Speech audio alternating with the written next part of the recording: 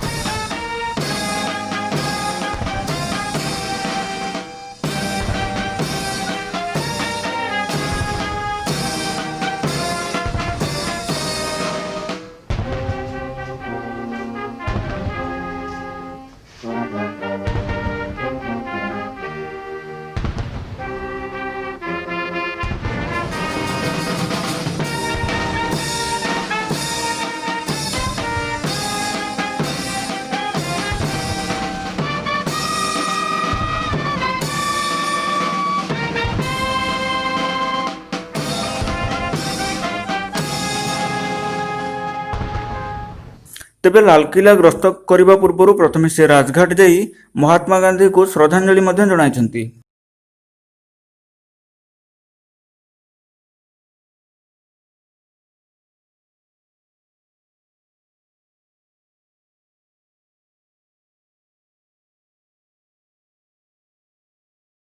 देशवासी को संबोधन कर प्रधानमंत्री नरेंद्र मोदी स्पष्ट करिसेंती कोरोना सहित जोरदार लड़ाई हेबो।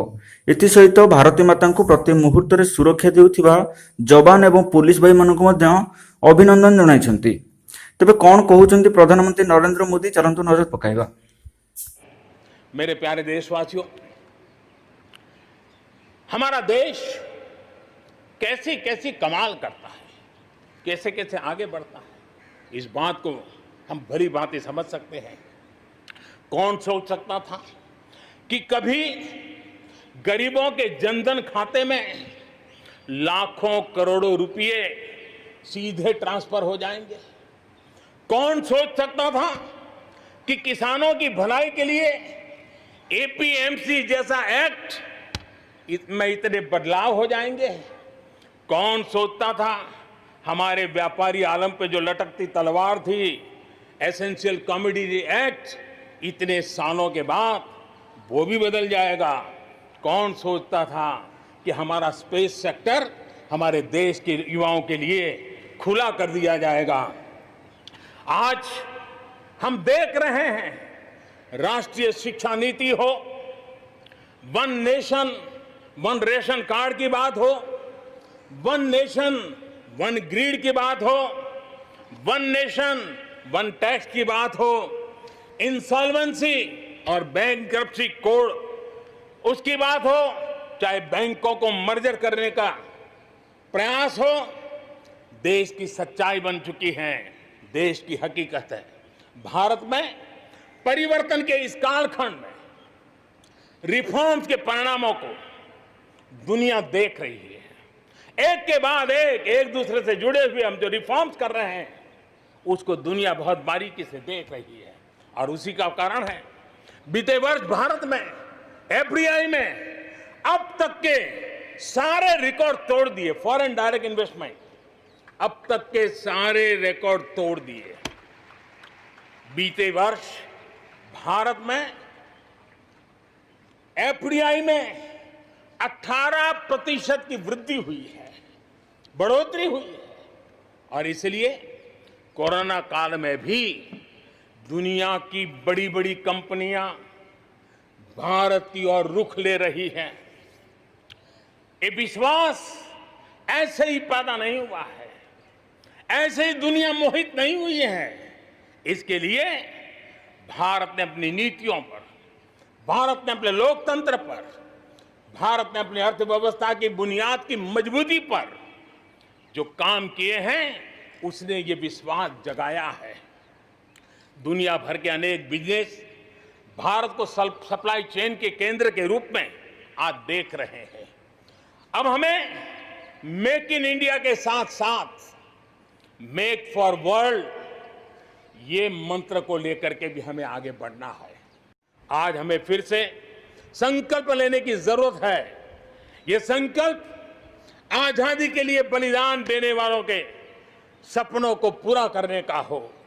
ये संकल्प 130 करोड़ देशवासियों के लिए हो। ये संकल्प हमारी आने वाली पीढ़ियों के लिए हो, उनके उज्जवल भविष्य के लिए हो। ये संकल्प आत्मनिर्भर भारत के लिए हो। हमें शपथ लेनी होगी, हमें प्रतिज्ञा करनी होगी। हम आयात को कम से कम करने की दिशा में योगदान करेंगे। हम अपने लघु उद्योगों को सशक्त करेंगे। हम सब लोकल के लिए वोकल बनेंगे और हम ज्यादा इनोवेट करेंगे। हम एम्पावर करेंगे अपने युवाओं को, महिलाओं को, आदिवासियों को, दिव्यांगों को, दलितों को, गरीबों को, गांव को, पिछड़ों को, हर किसी को।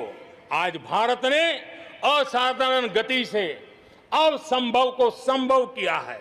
इसी इच्छा शक्ति, इसी लगन, इसी जज्बे के साथ प्रत्येक भारतीय को आगे बढ़ना है।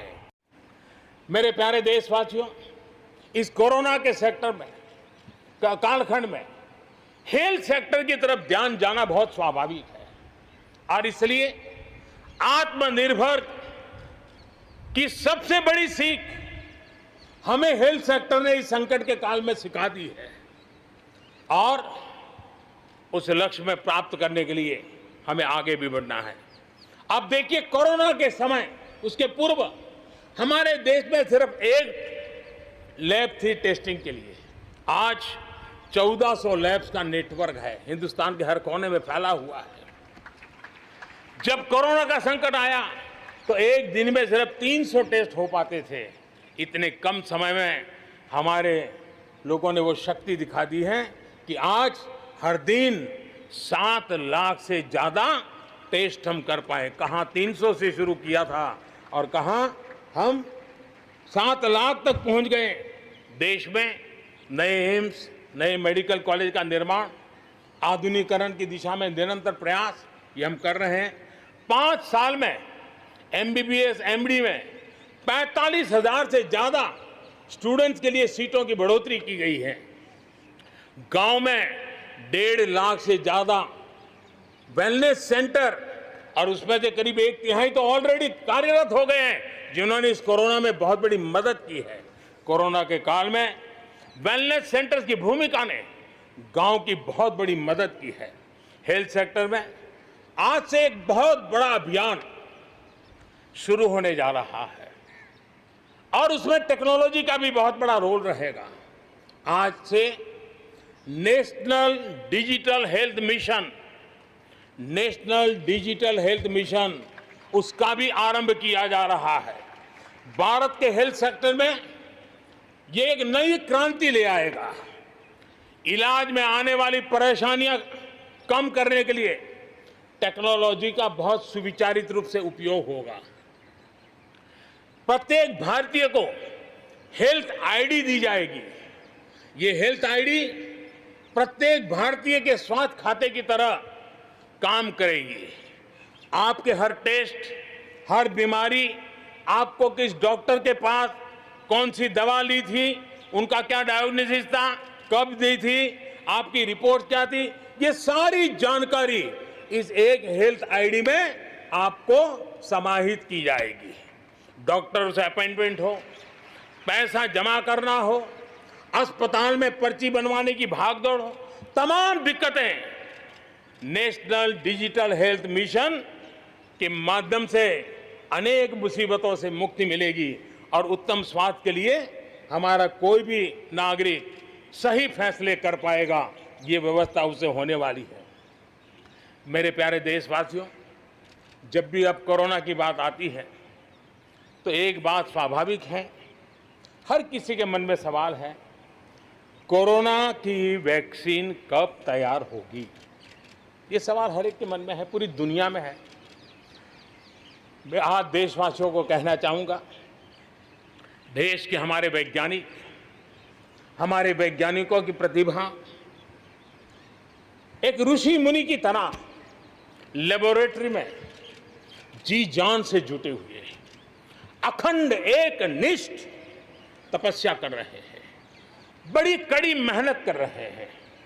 और भारत में एक नहीं, दो नहीं, तीन वैक्सीन उसके टेस्टिंग के अलग अलग चरण में है। वैज्ञानिकों से जब हरी झंडी मिल जाएगी, बड़े पैमाने पर प्रोडक्शन होगा और उसकी तैयारियां भी पूरी तरह रेडी हैं। और तेजी से प्रोडक्शन के साथ वैक्सीन हर भारतीय तक कम से कम समय में कैसे पहुंचे, उसका खाका भी तैयार है, उसका रूपरेखा भी तैयार है। मेरे प्यारे देशवासियों, जब हम एक असाधारण लक्ष्य को लेकर के असाधारण यात्रा पर निकलते हैं, तो रास्ते में चुनौतियों की भरमार होती है और चुनौतियां भी असामान्य होती है। इतनी आपदाओं के बीच ही सीमा पर भी देश के सामर्थ्य को चुनौती देने के दुष्प्रयास हुए हैं। लेकिन एलओसी से लेकर एलएसी तक देश की संप्रभुता पर जिस किसी ने आंख उठाई, देश की सेना ने, हमारे वीर जवानों ने उसका उसी की भाषा में जवाब दिया है।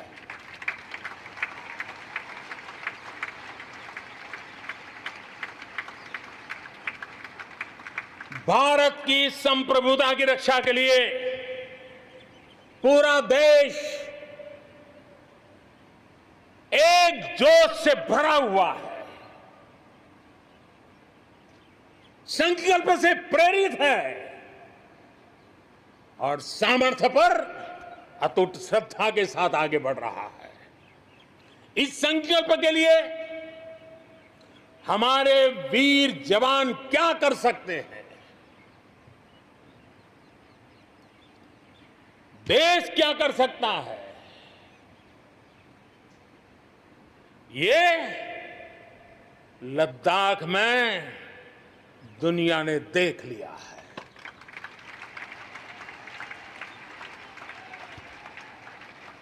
मैं आज मातृभूमि पर न्योछावर उन सभी वीर जवानों को लाल किले की प्राचीर से आदरपूर्वक नमन करता हूं। आतंकवाद हो या विस्तारवाद, भारत आज डटकर मुकाबला कर रहा है। आज दुनिया पर का भारत पर विश्वास और मजबूत हुआ है।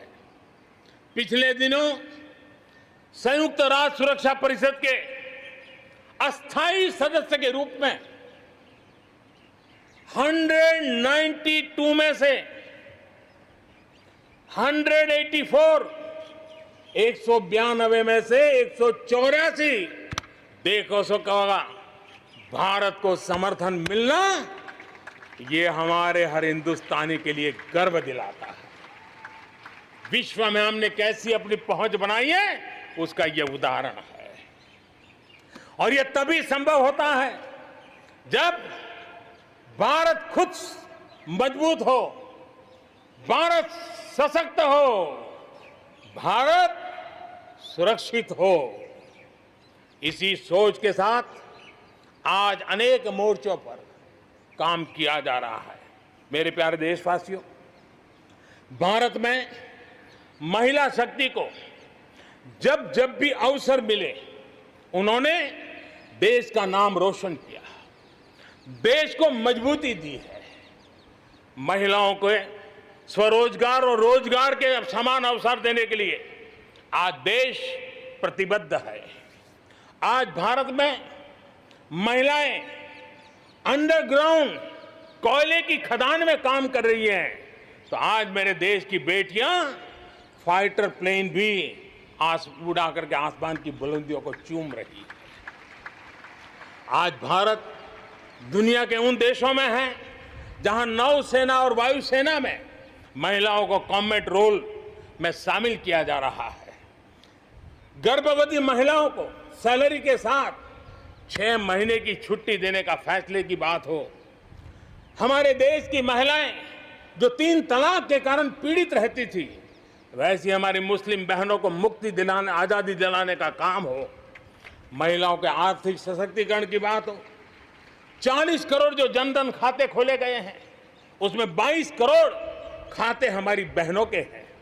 कोरोना काल में करीब 30,000 करोड़ रुपए इन बहनों के खाते में जमा कर दिए गए हैं। मुद्रा लोन 25 करोड़ के करीब मुद्रा लोन दिए गए, उसमें 70% मुद्रा लोन लेने वाली हमारी माताएं बहनें हैं। प्रधानमंत्री आवास योजना के तहत जो खुद का घर मिल रहा है, उसमें अधिकतम रजिस्ट्री भी महिलाओं के नाम हो रही है। मेरे प्यारे देशवासियों, गरीब बहन बेटियों की बेहतर स्वास्थ्य की भी चिंता ये सरकार लगातार कर रही है। हमने जन औषधि केंद्र के अंदर 1 रुपये में सैनिटरी पैड पहुंचाने के लिए एक बहुत बड़ा काम किया। 6,000 जन औषधि केंद्रों में पिछले कुछ थोड़े से समय में ही करीब 5 करोड़ से ज्यादा सैनिटरी पैड हमारी इन गरीब महिलाओं तक पहुंच चुके हैं। बेटियों में कुपोषण खत्म हो, उनकी शादी की सही आयु क्या हो, इसके लिए हमने कमेटियां बना की रचना की है। उसका रिपोर्ट आते ही बेटियों की शादी की उम्र के बारे में भी उचित फैसले लिए जाएंगे। मेरे प्यारे देशवासियों, हमारे यहाँ शास्त्रों में एक बहुत बड़ी बात और बड़ी महत्वपूर्ण बात कही गई है। हमारे यहाँ शास्त्रों में कहा गया है, सामर्थ्य मूलम स्वातंत्रम, सामर्थ्य मूलम स्वातंत्रम, श्रम मूलम च वैभवम, श्रम मूलम च वैभवम। यानी किसी समाज की, किसी भी राष्ट्र की आजादी का स्रोत उसका सामर्थ्य होता है और उसके वैभव, उन्नति, प्रगति का स्रोत उसकी श्रम शक्ति है। और इसलिए सामान्य नागरिक, शहर हो या गांव, उसकी मेहनत का कोई मुकाबला नहीं है। मेहनत का समाज को जब सुविधाएं मिलती है, जीवन का संघर्ष, रोजमर्रा की मुसीबतें कम होती है, तो उसकी ऊर्जा, उसकी शक्ति बहुत खिल उठती है, बड़े कमाल करके देती है। बीते 6 वर्षों में देश के मेहनतकश नागरिकों का जीवन बेहतर बनाने के लिए अनेक विविध कामों का सिलसिला चलाया गया है, अनेक अभियान चलाए गए हैं। आप देखिए, बैंक खाता हो, पक्के घर की बात हो, इतनी बड़ी मात्रा में शौचालय बनाने हो, हर घर में बिजली कनेक्शन पहुंचाना हो, माताओं बहनों को धुएं से मुक्त करने के लिए गैस का कनेक्शन देना हो, गरीब से गरीब को बीमा सुरक्षा देने का प्रयास हो, 5 लाख रुपए तक अच्छे से अच्छे अस्पताल में मुफ्त इलाज कराने के लिए आयुष्मान भारत योजना हो, राशन की दुकानों को टेक्नोलॉजी से जोड़ने की बात हो, हर गरीब, हर व्यक्ति बिना किसी भेदभाव के पूरी पारदर्शिता के साथ उसको लाभ पहुंचाने में पिछले 6 साल ने बहुत अच्छी तरह प्रगति की है। कोरोना के संकट में भी इन व्यवस्थाओं में बहुत मदद मिली है। इस दौरान करोड़ों गरीब परिवारों को मुफ्त गैस सिलेंडर पहुंचना, राशन कार्ड हो या न हो, 80 करोड़ से ज्यादा मेरे देशवासियों को उनके घर का चूल्हा जलता रहे, 80 करोड़ देशवासियों को मुफ्त में अनाज पहुंचाने का काम हो, 90,000 करोड़ रुपए से ज्यादा सीधे बैंक खाते में पैसे ट्रांसफर हो। कुछ वर्ष पहले तो सोच भी नहीं सकते थे, कल्पना ही नहीं कर सकते थे कि दिल्ली 1 रुपया निकले और 100 के 100 पैसे गरीब के खाते में जमा हो जाए, ये पहले कभी सोचा भी नहीं जा सकता है। अपने ही गांव में रोजगार के लिए गरीब कल्याण रोजगार अभियान शुरू किया गया है। श्रमिक साथी खुद को रीस्किल करे, अपस्किल करे, इस पर विश्वास करते हुए, श्रम शक्ति पे भरोसा करते हुए, गांव के संसाधनों पर भरोसा करते हुए, हम वोकल फॉर लोकल को बल देते हुए, रीस्किल अपस्किल के द्वारा हम हमारे देश की श्रम शक्ति को, हमारे गरीबों को एम्पावर करने की दिशा में हम काम कर रहे हैं। शहर में हमारे जो श्रमिक हैं, क्योंकि आर्थिक गतिविधि का केंद्र शहर है, गांव से लोग दूर दूर से शहरों में आते हैं। स्ट्रीट वेंडर्स हो, रेडी पटरी वाले लोग हो, आज बैंकों से उनको सीधा पैसा देने की योजना चल रही है। लाखों लोगों ने इतने कम समय में, कोरोना के कालखंड में इसका फायदा उठाया है। अब उनको कहीं से ज्यादा ब्याज से खानगी स्तर पर पैसे लेने की जरूरत नहीं पड़ेगी, बैंक से वो अधिकार से अपने पैसे ले पाएगा। उसी प्रकार से जब शहर में हमारे श्रमिक आते हैं, उनको रहने की अगर अच्छी सुविधा मिल जाए तो उनकी कार्य क्षमता में भी बहुत बढ़ोतरी होती है। और इसी बात को ध्यान में रखते हुए शहर के अंदर उनके लिए हमने आवास की व्यवस्था की एक बहुत बड़ी योजना बनाई है, ताकि शहर के अंदर जब श्रमिक आएगा तो वो अपने काम के लिए मुक्त मन से, पूरे विश्वास के साथ आगे बढ़ पड़ेंगे। मेरे प्यारे देशवासियों, ये भी सही है कि विकास की इस यात्रा में भी हमने देखा है, जैसे समाज जीवन में कुछ तबके पीछे रह जाते हैं, गरीबी से बाहर निकल नहीं पाते हैं, वैसे राष्ट्र जीवन में भी कुछ क्षेत्र होते हैं, कुछ भूभाग होते हैं, कुछ इलाके होते हैं जो पीछे रह जाते हैं। आत्मनिर्भर भारत बनाने के लिए हमारे लिए संतुलित विकास बहुत आवश्यक है। और हमने 110 से ज्यादा आकांक्षी जिले आइडेंटिफाई किए हैं। उन 110 जिले जो एवरेज से भी पीछे हैं, उनको राज्य की और राष्ट्र की एवरेज तक ले आना है। सभी पैरामीटर में लेता है। वहां के लोगों को बेहतर शिक्षा मिले, वहां के लोगों को बेहतर स्वास्थ्य सुविधाएं मिले, वहां के लोगों को रोजगार के स्थानीय अवसर पैदा हो। और उसके लिए लगातार हमने इन 110 जिले जो हमारी विकास यात्रा में कहीं पीछे छूट गए हैं, उनको आगे ले जाने के लिए प्रयास कर रहे हैं। देश की सुरक्षा में हमारे बॉर्डर और कोस्टल इंफ्रास्ट्रक्चर की बहुत बड़ी भूमिका है। आज हिमालय की चोटियां हो या हिंद महासागर के द्वीप, हर दिशा में कनेक्टिविटी के विस्तार पर जोर दिया जा रहा है।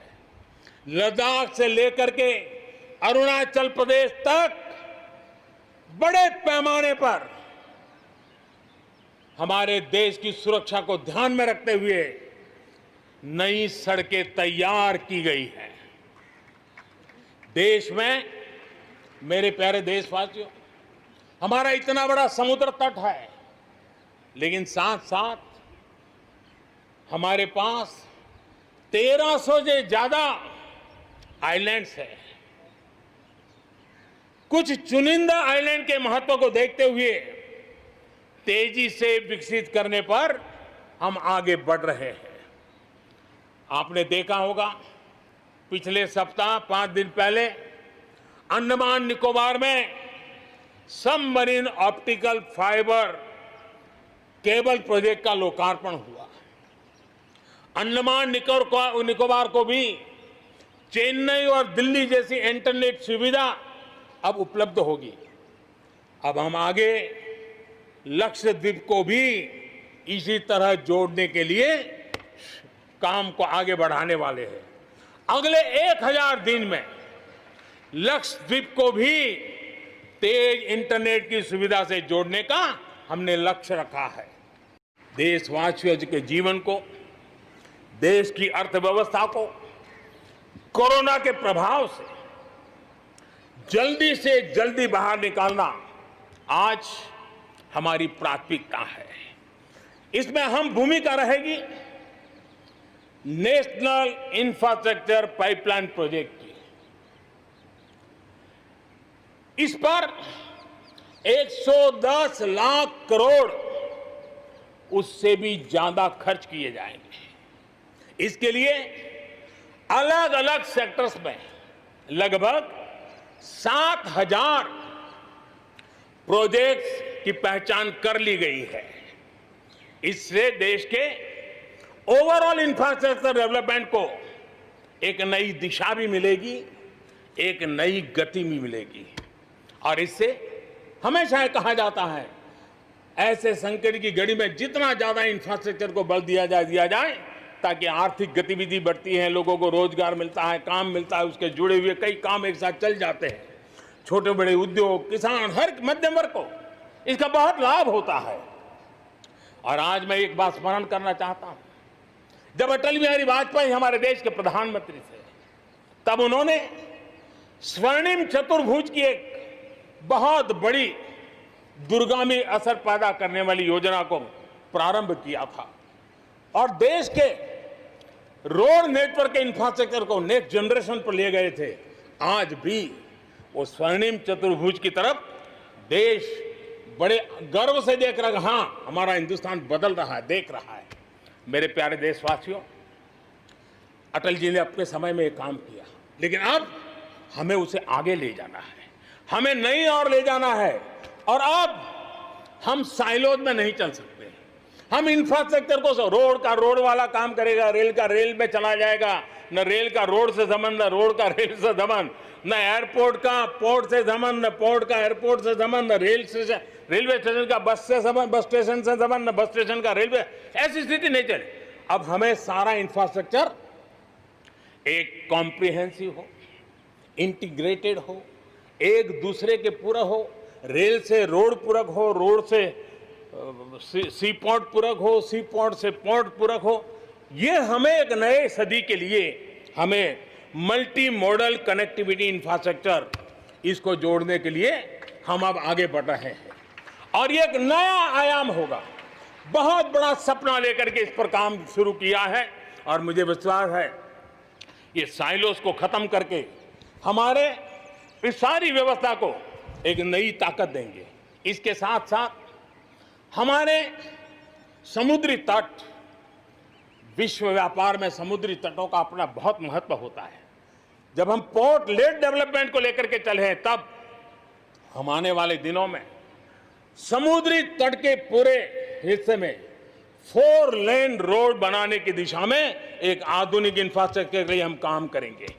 जब हम आत्मनिर्भर की बात करते हैं तो दुनिया को भी उत्सुकता भी है, भारत से अपेक्षा भी है और इसलिए हमें उस अपेक्षा को पूर्ण करने के लिए अपने आप को योग्य बनाना बहुत आवश्यक है।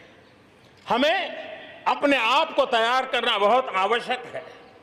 भारत के चिंतन में भारत जैसे विशाल देश, भारत युवा शक्ति से भरा हुआ देश, आत्मनिर्भर भारत की पहली शर्त होती है आत्मविश्वास से भरा हुआ भारत। उसकी यही नींव होती है और यही विकास को नई गति, नई ऊर्जा देने का सामर्थ्य रहती है। भारत विश्व एक परिवार के संस्कारों से पला बड़ा हुआ है। अगर वेद कहते थे वसुधैव कुटुंबकम, तो विनोबा जी कहते थे जय जगत।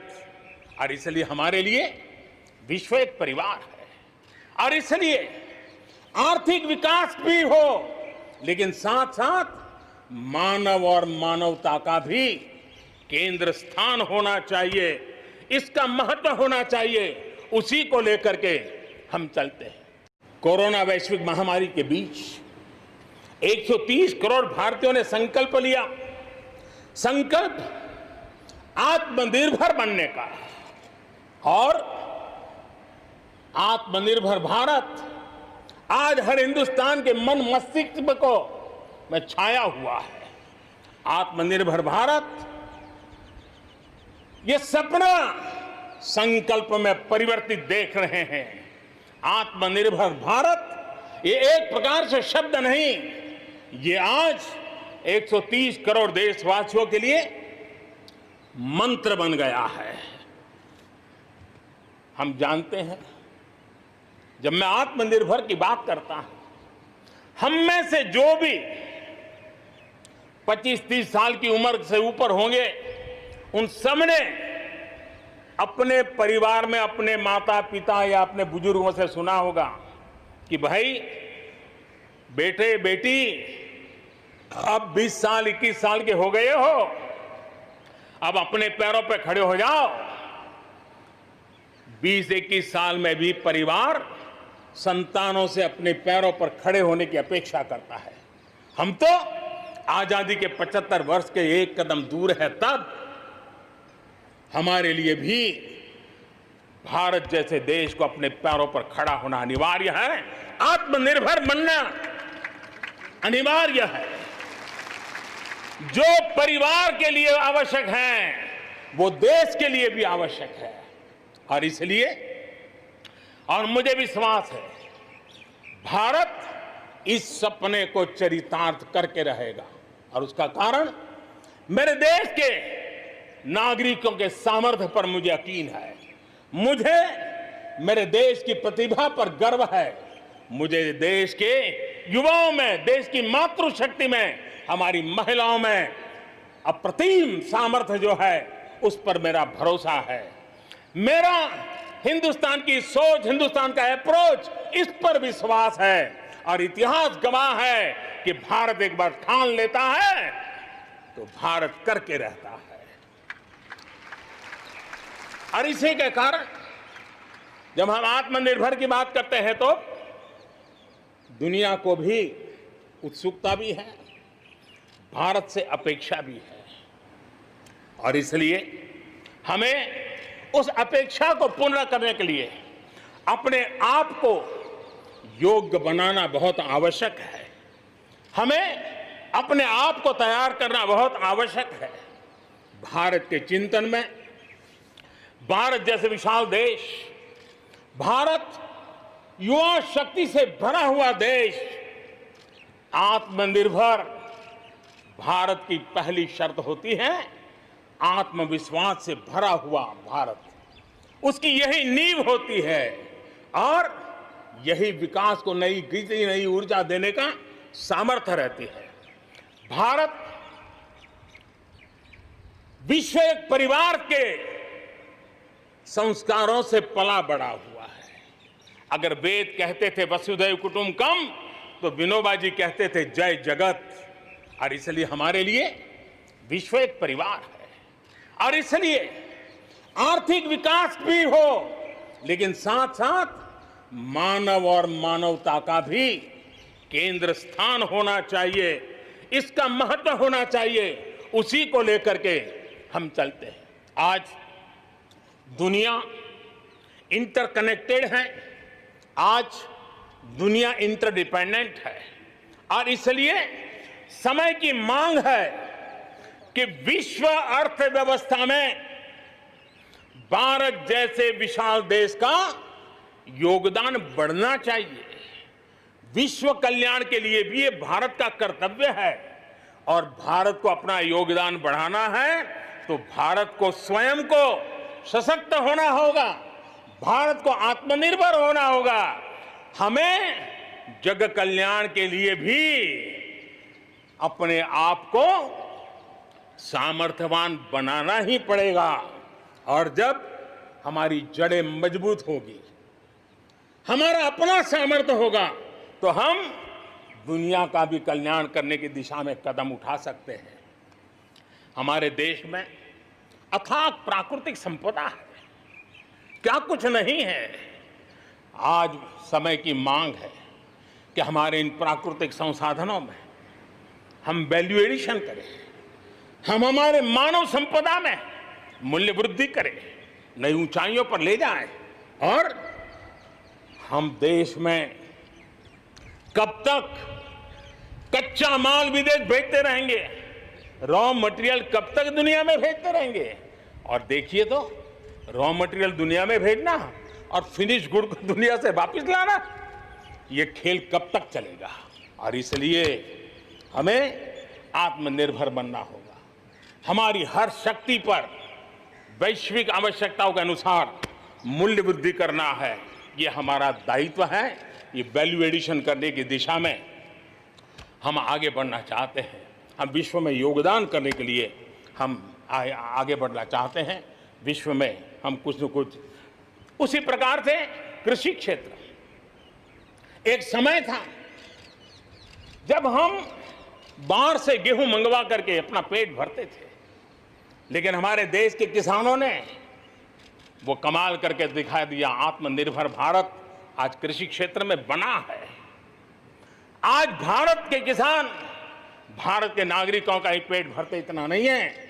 आज भारत वो स्थिति में है कि दुनिया में जिसकी जरूरत है उसको भी हम अन्न दे सकते हैं।